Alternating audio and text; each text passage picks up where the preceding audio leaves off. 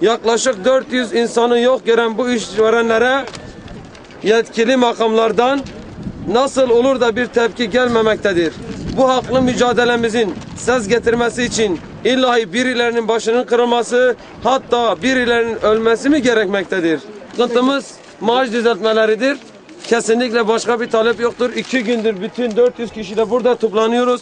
En ufak bir kapı koluna da bir zararımız dokunmamıştır. Santralı idari personel müdürü olan Serdar Tarhan durdurmuştur. Kesinlikle yalan bilgi verilmektedir. Santral termik santral çalışanlar tarafından durdurulmamıştır. İdari personel Serdar Tarhan tarafından durdurulmuştur.